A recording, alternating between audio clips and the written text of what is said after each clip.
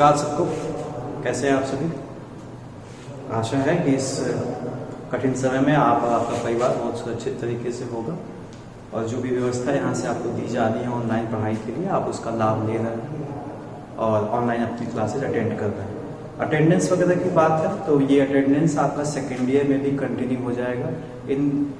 अगर ऐसा होता है कि आपका एग्ज़ाम नहीं हुआ या फिर कुछ ऐसा होता है कि आप सीधे प्रमोट हो गए तो जो ये आपकी अटेंडेंस चल रही है यही अटेंडेंस आपके आगे कंटिन्यूस सेकेंड ईयर में चलेगी, ताकि जो बच्चे क्लास कर रहे हैं उनका नुकसान ना हो, उनको कुछ ना कुछ लाभ मिलना चाहिए।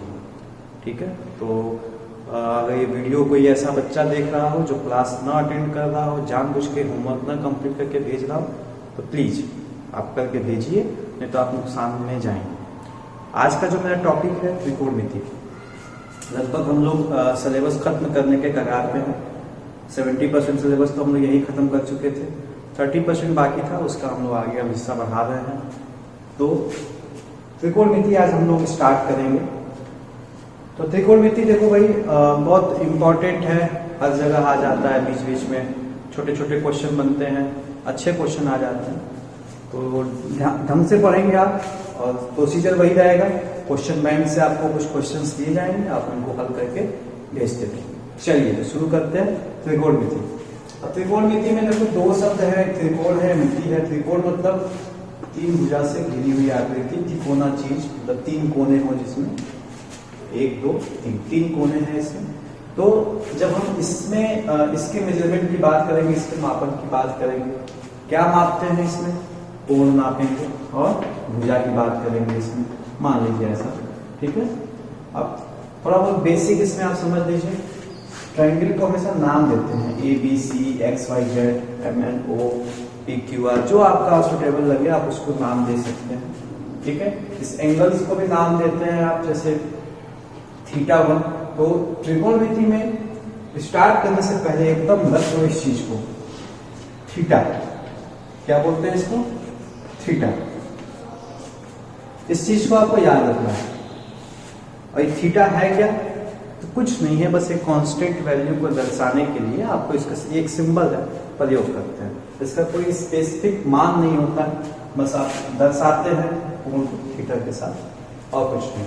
तो मान लो θ1 हो गया, ये θ2 हो गया, ये θ3। अब जब इन कोणों की बात हम भुजाओं के साथ, मतलब इस त्रिभुज के कोण और इसके भुजा की बात जब हम करेंगे तो उसी को क्या कहते हैं, त्रिकोणमिति कहते हैं। इंग्लिश में इसको ट्रिग्नोमेट्री कहते हैं। तो देखो ये तो एक ट्रायंगल आपको दिख रहा है स्पेसिफिक। आप ट्रायंगल के टाइप में आप नहीं जाएंगे क्योंकि आप ड्राइंग भी पढ़ चुके हैं, सब कुछ पढ़ चुके हैं, तो उसमें आ चुका है। तो जो हम लोगों को त्रिकोणमिति पढ़ना है आपके सिलेबस के अकॉर्डिंग, उसमें किस त्रिभुज की बात करनी है आप गेस कर लिए होंगे।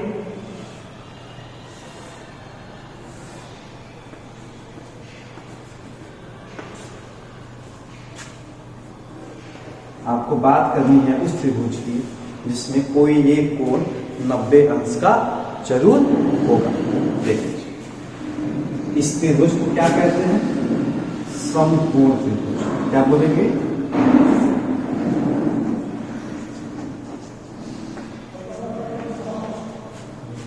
क्या बोलेंगे, समकोण त्रिभुज। ठीक है, इंग्लिश में इसको क्या बोलते हैं, राइट एंगल, राइट एंगल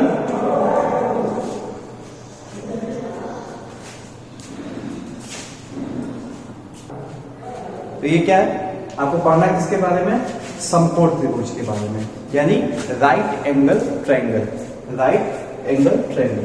तो कुछ आपको अभी तक हम स्पेसिफिक चीज बताए, क्या क्या। एक तो ट्रिग्नोमेट्री शब्द से आप परिचित हो गए। ठीक है, कि त्रिभुज के बारे में बात करते हैं, उसके कोण के बारे में बात करते हैं, उसके एंगल के बारे में बात करते हैं। हमें जो सिलेबस में दिया गया है वो किस त्रिभुज के बारे में पढ़ने को दिया गया है, समकोण त्रिभुज के, राइट एंगल ट्रायंगल। आपको थीटा के बारे में बताया, बार बार ये आएगा, sign theta, cos theta, tan theta, आप जानते भी हैं, ये बार बार आएगा। तो थीटा जब हम बोले तो आपको समझ जाना है कि ये कोण का मान है। ठीक है, और क्या बताया आपको, नहीं बताए थे और बताते हैं कि इस त्रिभुज के या किसी भी त्रिभुज के तीनों कोणों का योग 180 अंश होता है। जैसे अब यहां पे देखो, angle A plus angle B plus angle C, इन तीनों कोणों के जोड़ोगे तो 180 अंश ही होना चाहिए, न कम ना अधिक। अगर कम रहेगा तब भी वो त्रिभुज नहीं है, त्रिभुज के गुण को नहीं दर्शाएगा। अगर अधिक हो गया तब भी वो त्रिभुज के गुण को नहीं दर्शाएगा। तो ये भी आपको याद रखना है कि त्रिभुज के तीनों कोणों का योग क्या होता है, 180 अंश होता है। अब आते हैं हम लोग त्रिकोणमिति के अनुपातों पे। उससे पहले हमको पाइथागोरस के बारे में जानना होगा। पाइथागोरस सब लोग पढ़े हैं, सब लोग सुने हैं, सब लोग जानते हैं, ठीक है। तो पाइथागोरस पढ़ने से पहले आप चीज देखो, इस त्रिभुज में 3 भुजाएं हैं, तीनों भुजाओं के कुछ न कुछ नाम होंगे। क्या नाम होंगे? जो सबसे बड़ी भुजा होगी, जो सबसे बड़ी भुजा होगी उसको कहते हैं कर्ण, इंग्लिश में कहते हैं हाइपोटेन्यूस, हाइपोटेन्यूस। और एक चीज याद रखो, स्मॉल h से इसका सिंबल होगा, याद रखिए, इससे होगा स्मॉल h से। अब 90 अंश यानी एक हॉरिजॉन्टल लाइन पे एक वर्टिकल लाइन, यही तो 90 अंश होता है, सीधा एकदम बिल्कुल यही होगा, एक हॉरिजॉन्टल लाइन पे एक वर्टिकल। तो यहाँ आपको हॉरिजॉन्टल दिख रहा है, हॉरिजॉन्टल इंग्लिश में जो भी बोलते हो ऊर्ध्वाधर क्षैतिज, ये हॉरिजॉन्टल लाइन दिख रही है, इसको आप आधार बोलेंगे। अभी आगे हम एक चीज आपको बताएंगे, इसमें समझ में आ जाएगा, ठीक है। और जो सीधी खड़ी लाइन है इसको लंब बोलेंगे, इसको बोलते हैं परपेंडिकुलर। अभी आगे उधर लिख देते हैं। और इसको बोलते हैं बेस, स्मॉल बी से इसको प्रेजेंट करेंगे, प्रदर्शित करेंगे, और स्मॉल पी से इसको प्रेजेंट करेंगे। तो एक समकोण त्रिभुज में कर्ण, आधार और लंब 3 भुजाएं होती हैं। अब कौन कौन क्या होता है थोड़ा सा इसको विस्तार से समझेंगे।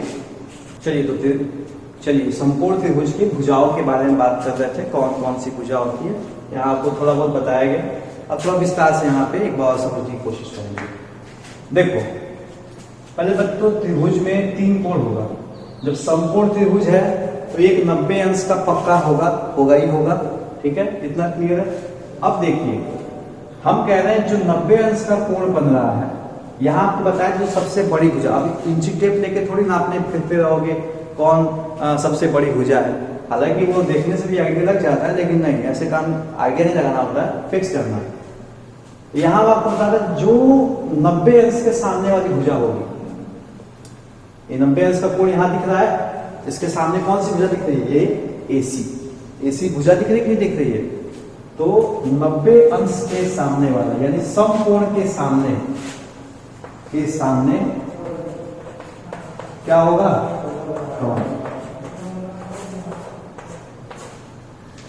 क्लियर, एकदम क्लियर हो गया। 90 अंश के सामने कर्ण होगा, बात समझ में आ गई, ठीक।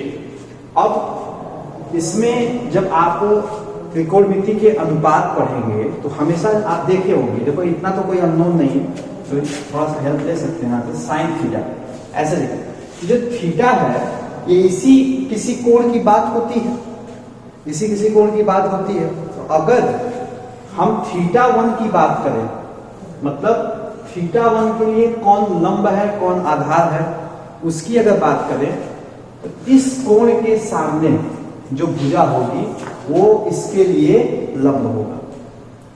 θ1 के लिए लंब कौन होगा, कौन होगा, इसके लिए, बस समझ में आई।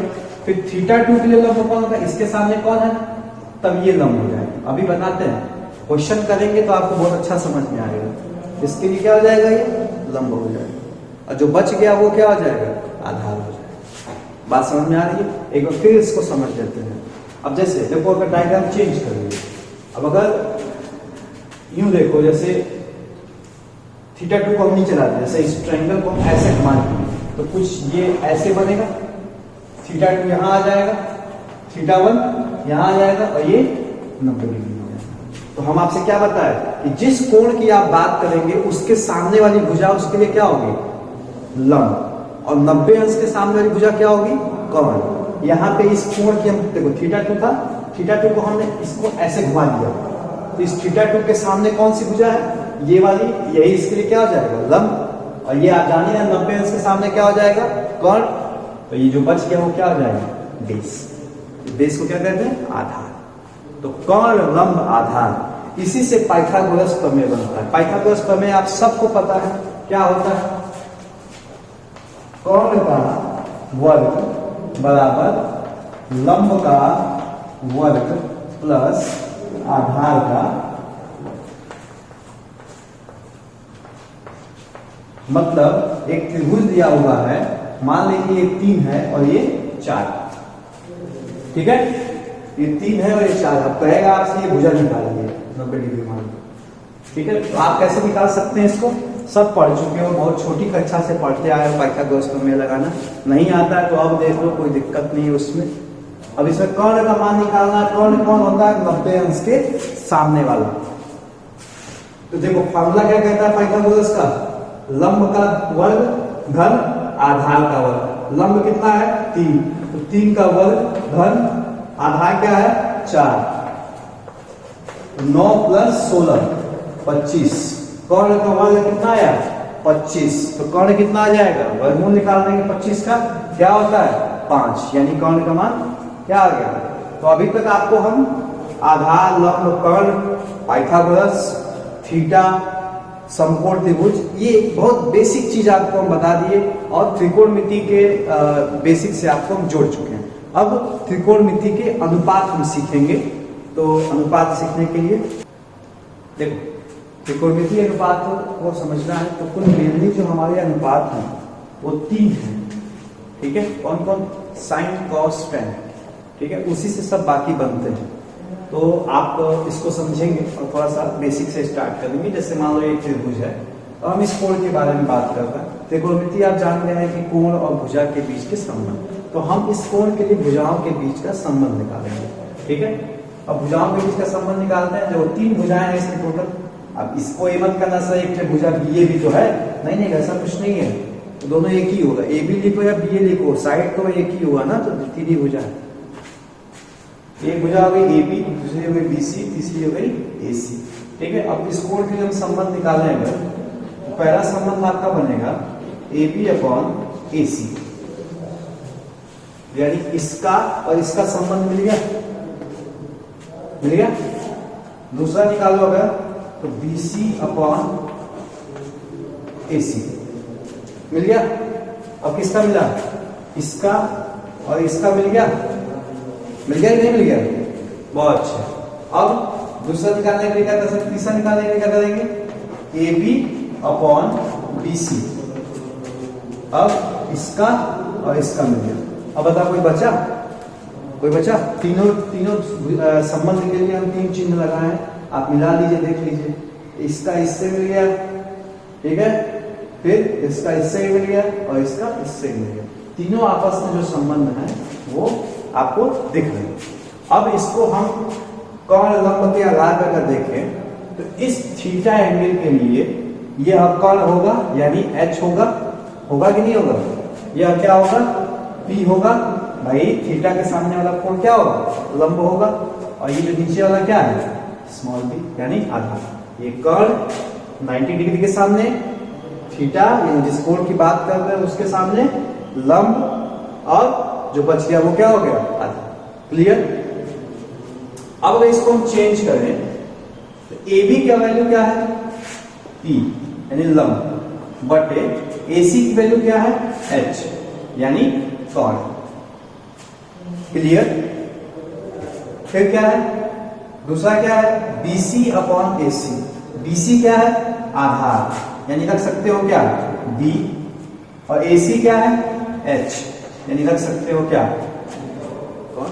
देख लो, P बाई H एक संबंध बना, B बाई H एक संबंध बना। अब तीसरा क्या बच गया? AB किसको कह सकते हैं? P को, यानी लंब को, और BC किसको कह सकते हैं? B को, यानी आधार को। ठीक है बोला? देख लो 3 संबंध बन रहा, आसानी से देख लो, पॉज करके देखना और देख लो कैसे बना। रटना उठना नहीं है। लोग कहते हैं सर फॉर्मूला भूल गया, ये हो गया, क्या भूल जाता है? कुछ इसमें कुछ रखने जैसी चीज नहीं है। 3 संबंध है, अगर याद कराया था तुमको, ठीक है? कितना संबंध है? अब इसी संबंधों को एक नाम दे दिया है, इन्हीं संबंधों को, इन तीनों संबंधों को, यानी ABAC की बात अब नहीं कर रहे हैं, अब हम किसकी बात करेंगे? कौन?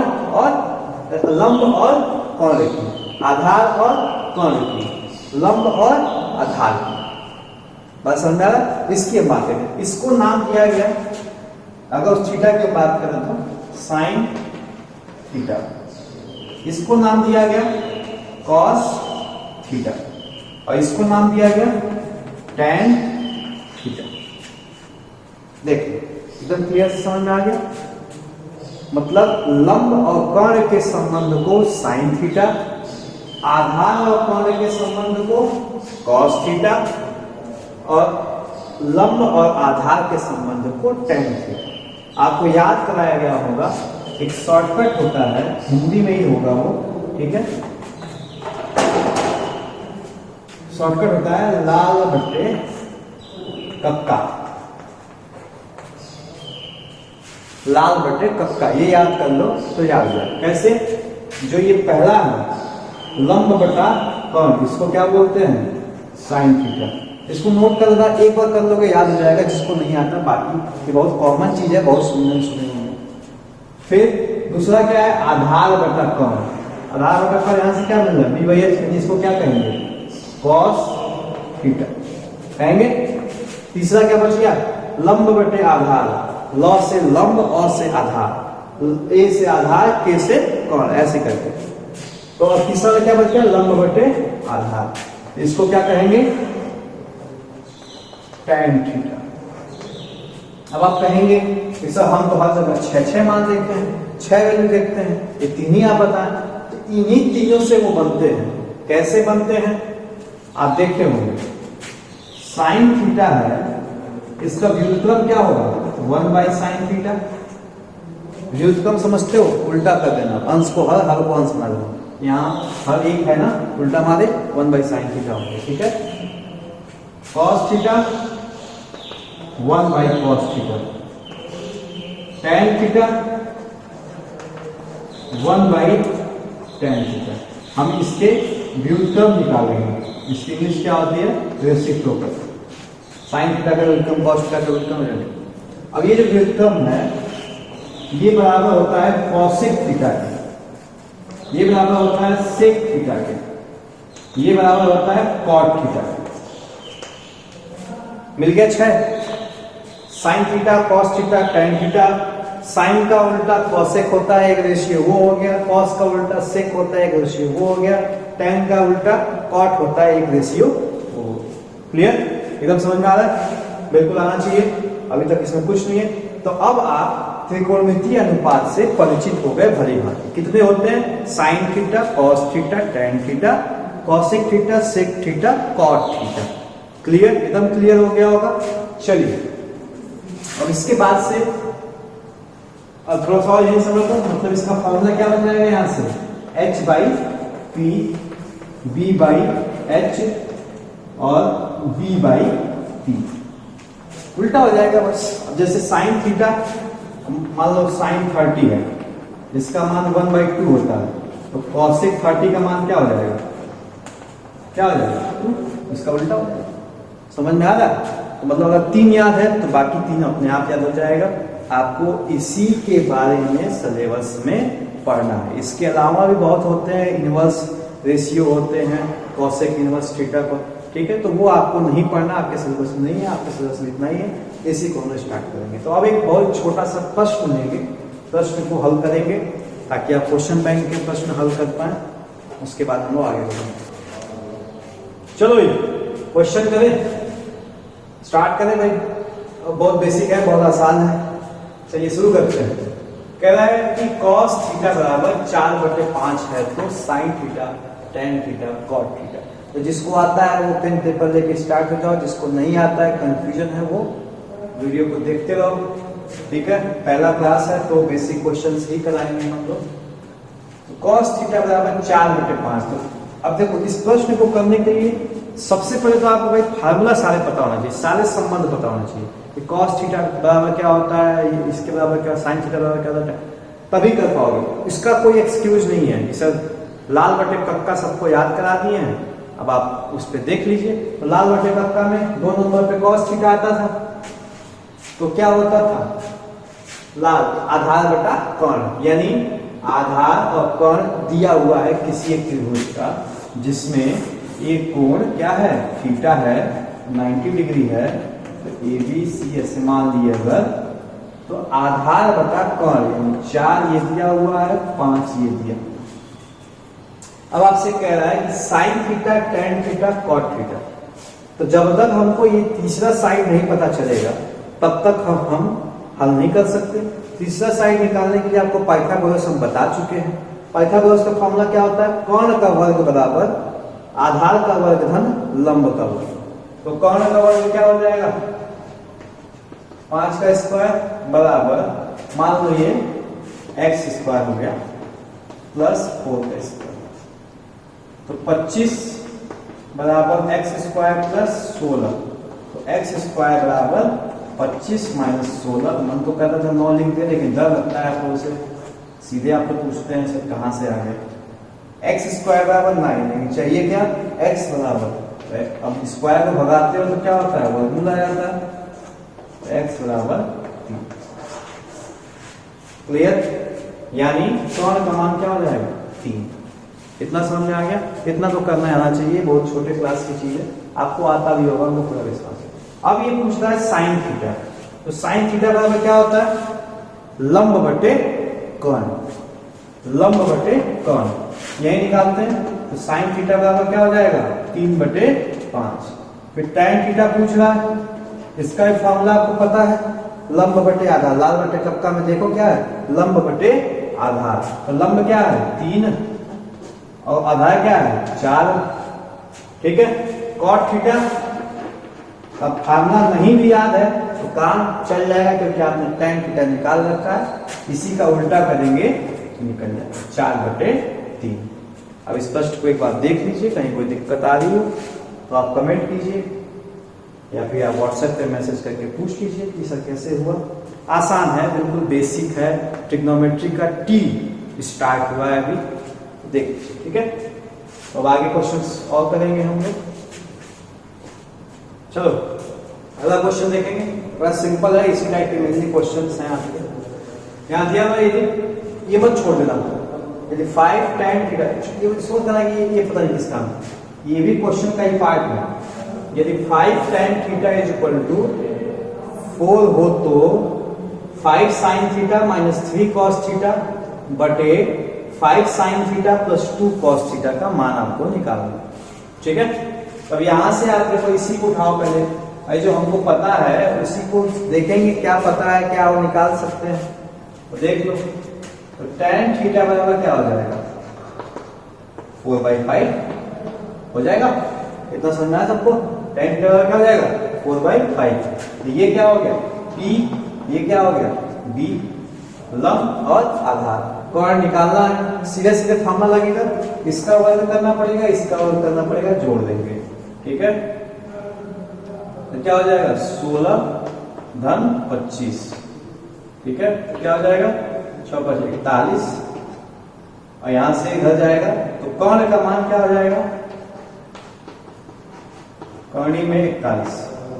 थोड़ा देखो इस टाइप का डाटा आएगा, 2 कर्णी में 3, 4 कर्णी में 5, ऐसे करके 63, ऐसे, तो उससे डरना नहीं है। मेनली ऐसा होगा कि लास्ट में जाके क्या हो जाएगा कैंसिल। अब कर्णी में आ जाए तो आप यहीं इसको लगे कैलकुलेट करने, अब तो घर बैठे हो तो कर्णी का मान निकालना तुम्हारे लिए बहुत आसान है, हम जानते हैं बहुत अच्छे तरीके से, लेकिन आपको इसका मान निकालने की जरूरत नहीं है। कब तक, लास्ट मौके तक। ये में भी कैंसिल हो जाए इसमें, यहाँ तो हो जाएगा, लेकिन कोशिश किया करो जब बीजगणित करो या फिर ट्रिग्नोमेट्री करो, तो जब भी बीच में कहीं कर्णी में माना है उसका मान आपको नहीं निकालना है, तुरंत ही नहीं बैठ गए निकालेंगे, टाइम वेस्ट होता है। अब इस पे रखेंगे तो कौन आ गया आपका, एक कर्णी में 41, लंब ये है, आधार आपका, ठीक है। तो अब क्या हो जाएगा, साइन थीटा की वैल्यू चाहिए आपको, तो साइन थीटा की वैल्यू क्या हो जाएगी, P/H होता है, तो 4 कर्णी में 41। कॉस थीटा की वैल्यू क्या हो जाएगी, 5 कर्णी में 41। अब इन दोनों के मान को आपको इसमें उठा के रख देना है, जो कट पिट के मान है वही क्या हो जाएगा, आंसर हो जाएगा। रखेंगे तो 5 साइन थीटा का मान क्या है, 4 कर्णी में 41 माइनस 3 गुणे 5 कड़ी में 41, ऐसे हो गया। फिर 5 4 कड़ी में 41, 4 कड़ी में 41 प्लस 2 5 कड़ी में 41। अब देखो जब ऐसा होता है तो अब गुणा करोगे, ये 5 से 15 20 हो जाएगा, तो 20 बट्टे कड़ी में 41 और 15 बट्टा कड़ी में 41। यहाँ पे 20 बट्टा कड़ी में 41 और फिर 10 कड़ी में 10 बट्टे कड़ी में 41। एक लिख चलो लिख लो एक लाइन भाई, लिख लो भाई, पूरा पैसा दियो तुम लोग, लिखो 5 या 15 बटे कड़ी में 41 बटे 20 कड़ी में 41 प्लस 10 कड़ी में 41। अब भाई मैथ पढ़ रहे हैं आप पिछले 7-8 महीने से, तो इतना आपको पता होना चाहिए कि जब एलसीएम लेंगे तो कोई फर्क नहीं पड़ना है। यहाँ भी एलसीएम सेम है तो डायरेक्ट अंश जुड़ जाएगा, कोई मतलब नहीं है। अब जोड़ेंगे, यहाँ जोड़ने से घटाएंगे, 20 से 15 जाएगा, क्या आ जाएगा 5, एलसीएम वैसे के वैसे ही लिखा जाएगा, बटे 20 10 30 बटे कड़ी में 41। क्लियर? बिल्कुल, ये खत्म हो जाएगा, इससे ये कितनी बार मुझे आंसर क्या आ जाएगा 1 बटे। कुछ किया नहीं गया है, अब पहली क्लास है, इस वजह से बिल्कुल बेसिक पे चले। आप आज सीख लिए साइन थीटा अगर पता है तो बाकी के रेशियो कैसे निकालते हैं, कॉस थीटा पता है तो बाकी के रेशियो कैसे निकालते हैं, और उसके बेसिस पे क्वेश्चंस आप सीख लिए। तो आपके क्वेश्चन बैंक में एक प्रश्न संख्या 1 से 15 तक आज दिया गया है और उसमें सिर्फ इसी टाइप के प्रश्न हैं। तो आज ज्यादा होमवर्क नहीं दे सकते आपको पहले दिन, तो आप इसको हल कीजिए। कोई भी दिक्कत आती है आप पूछिए, व्हाट्सएप पे मैसेज कीजिए, क्वेश्चन छोड़िए मत, इसमें आपका ही नुकसान है। देखिए बता दे रहा आपसे स्पष्ट, आपकी आईटीआई 2 साल में ही खत्म होनी है। ऐसा नहीं होगा कि ये लॉकडाउन चल रहा है तो ऐसा होगा कि आपको 1 साल का एक्स्ट्रा समय मिल जाएगा। यानी इसी 2 साल अगर सिलेबस खत्म नहीं हो रहा है तो नुकसान आपका हो रहा है, मेरा हो रहा है, और किसी का नहीं हो रहा। तो अगर हम थोड़ा सा प्रयास कर रहे हैं, हमारे स्टाफ प्रयास कर रहे हैं कि सिलेबस हम खत्म कर सके, तो आप भी उसमें थोड़ा सा हाथ बढ़ाइए। क्वेश्चंस जो दिए जा रहे हैं उनको सीरियसली लीजिए, सिर्फ अटेंडेंस के लिए पूरा मत पूरा कीजिए, ठीक है, उसको सीरियसली लीजिए। और बाकी पता नहीं आपको वीडियो पसंद आ रहा है कि नहीं आ रहा है, क्या हो रहा है क्या नहीं हो रहा है, लेकिन जिस तरीके से सब्सक्राइबर्स बढ़ रहे हैं उस तरीके से यही लग रहा है कि आप ज़्यादा पसंद नहीं कर रहे हैं ना, आप आगे उसको भेजते हैं। भेजिए, आपके दोस्त यार मित्र कहीं से आईटीआई कर रहे हैं उनको ये चैनल दीजिए, क्योंकि बहुत कम आईटीआईयाँ हैं जो इस तरीके से डेली बेसिस पे वीडियोस दे रही हैं, कंटेंट आपको दे रही हैं। बहुत कम आईटीआईयाँ हैं, शायद देवरिया में, अब पता नहीं, हमको किसी के बारे में पता नहीं कि कौन कर रहा है। आप उन बच्चों को भी दीजिए। ऐसा नहीं कि इसमें एडमिशन का लालच है। देखो जब आदमी जैसे मोदी जी गुजरात के हैं तो ऐसा थोड़ी गुजरात का भला चाह रहे हैं, वो पूरे इंडिया की बात कर रहे हैं। तो हम अगर आईटीआई से जुड़े हुए हैं तो हम चाहेंगे पूरे आईटीआई परिवार का कल्याण हो, सबका भला। तो आप इन सारे बच्चों को दीजिए, मेहनत कीजिए। हम लोगों ने इसके पहले कभी कैमरा फेस नहीं किया है, कभी गूगल पे काम नहीं किया है, कभी इस तरीके से वेबसाइट पे काम नहीं किया, न कभी वीडियो बनाया। बहुत मेहनत करने के बाद, बहुत प्रैक्टिस करने के बाद ये फ्लो आ पाए। तो आप प्लीज़ इसको अप्रिशिएट कीजिए, लाइक कीजिए, कमेंट कीजिए, अच्छे अच्छे कमेंट कीजिए, ताकि हमारा प्रोत्साहन बढ़े, हमारे टीचर्स का प्रोत्साहन बढ़े, उनका मनोबल बढ़े। और अपने दोस्तों के साथ इसको शेयर भी कीजिए, जो कहीं से भी आईटीआई कर रहे हैं उनके साथ शेयर कीजिए, कहिए वो भी पढ़ाई करें। तो बहुत बहुत धन्यवाद, मिलते हैं अगले वीडियो में। तब तक के लिए अपना ध्यान रखिए, सुरक्षित रहिए।